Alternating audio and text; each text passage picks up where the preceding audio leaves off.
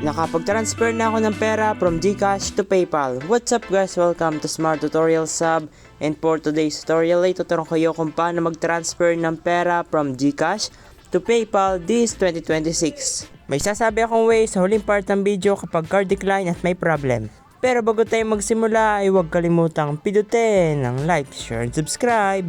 Una po of course pumunta sa Chrome browser or mag-install ng PayPal app. And ako ay sa browser na lang. Then i-search po ang PayPal PH. And itap ito. Then itap yung unang site na lumabas, yung paypal.com.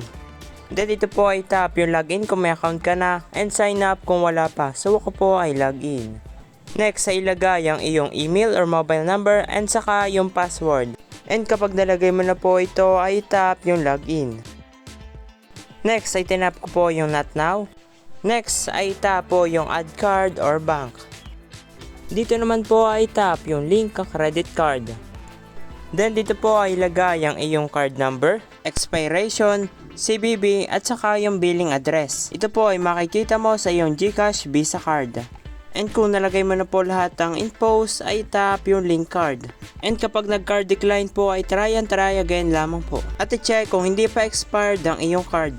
At nalink ko na po yung akin. So i-tap yung all done for now. Then ang next po ay tap yung menu icon sa taas. And i-tap yung send and request. Next po ay search ang iyong kamag-anak, kapamilya or kaibigan na pwede mong pagsendan ng pera. Dahil isesend po muna natin yung pera doon. Tapos i-request po na ibalik ulit sa iyo yung pera. So dapat po ay mapagkakatiwalaan yung pagsesendan mo. And pag nahanap mo na po ay tap ito.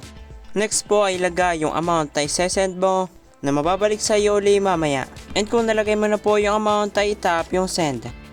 And dito naman po ay select yung GCash card na nilink natin kanina. Then tap next.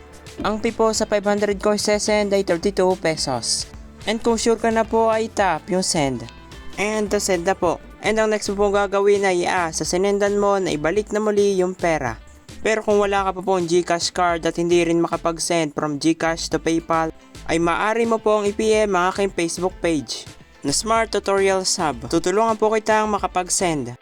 Thank you for watching at kung natulong kung makapag-transfer ka ng pera from GCash to PayPal ay tulungan mo naman ako. Pindutin mo ang like, share, and subscribe at panoorin ang next tutorial. Thank you!